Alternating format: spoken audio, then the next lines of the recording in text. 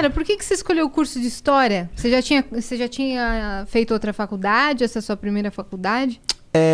Então, eu comecei fazendo Direito, né? Eu fazia Direito no Instituto de Direito Público. Eu fiz 2 anos de Direito. Depois que você já tinha sido eleito vereador? Não, antes até. Antes? Eu comecei em 2016. De 2016 a 2018 eu fiz Direito. Você não tinha interesse em vestibular, mas depois você mudou essa cabeça. Porque eu mudei isso foi de 2010 para 2011, né? Que foi quando eu tive aquele professor. Aí eu comecei a estudar, etc. E aí em 2016 eu passei para Direito. Comecei a estudar Direito.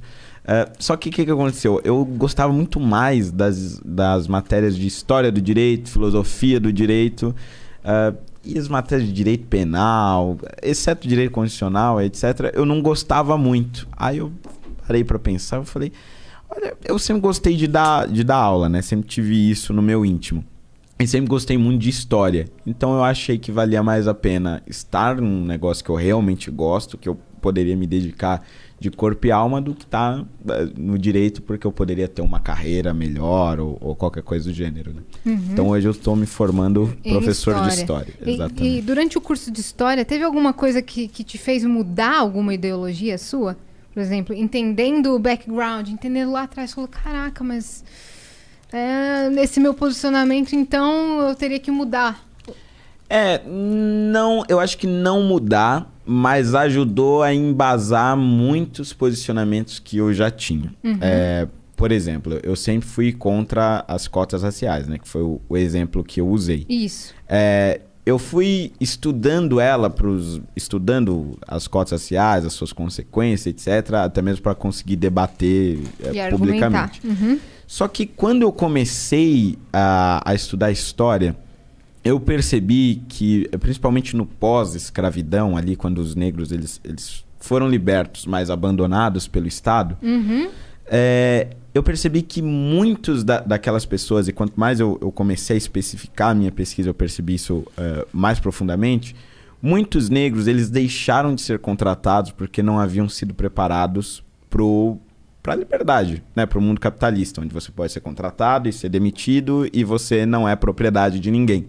Muitos deles não sabiam lidar com isso. Então, logo após a libertação da escravidão, muitos recebiam ordem de um chefe, por exemplo, e achavam que aquilo era um atentado à liberdade que ele tinha conseguido. E aí abandonavam o emprego, brigavam com o chefe.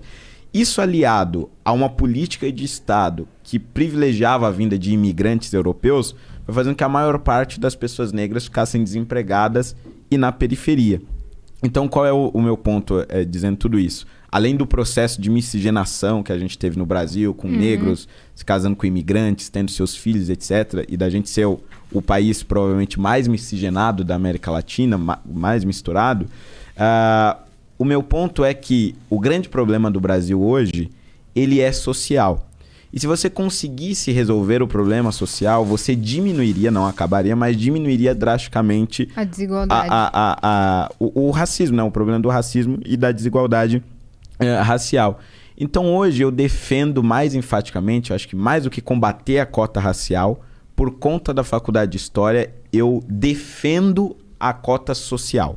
Exato. Porque eu acredito que quando você inclui uma pessoa que sempre estudou em escola pública, que tem uma renda baixa e você tem ali meios mais objetivos, né, de declarar a renda de alguém, quando você inclui essas pessoas, naturalmente a maioria dos incluídos vão ser pessoas negras. Portanto, você vai estar colocando pessoas negras em local de destaque, vai estar dando capacidade delas concorrerem no mercado de trabalho, mas elas não estarão lá porque são negras. Não terão sido escolhidas pela cor da pele. E eu acho que isso faz uma diferença fundamental. Uhum. Né? Então, hoje eu sou um grande defensor das cotas sociais, mais do pelo que um ponto grande... de partida. Exatamente. Né? Até porque pode acontecer numa seleção de cota racial pura e simples de um filho de um cara rico, né? Tipo assim, o filho do Pelé tem mais oportunidade que a minha filha.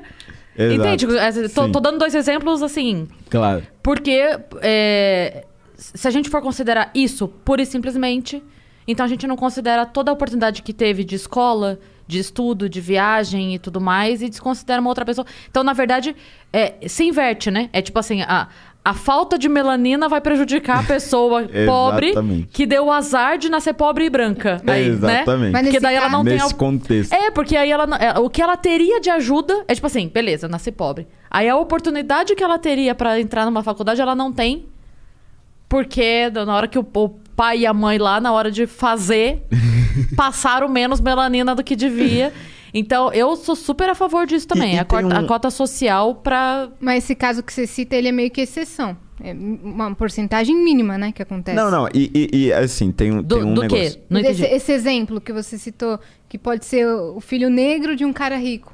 Essa é uma exceção. A gente tem muitos filhos de caras ricos. Sim. É que a gente tem muito mais pobre, porque a gente tem muito mais pobre. Sim. No Brasil, né? Sim, mas não é regra, é isso que eu quero dizer. Sim, mas o meu ponto é o seguinte. Depois da instituição das cotas raciais, começaram a perceber esse problema. Então, a maioria hoje das cotas raciais, ela já leva em consideração também a renda. Uhum. Mas o meu ponto é outro ainda, que é o seguinte. A cota racial, ela tem muita fraude, um índice grande de fraude.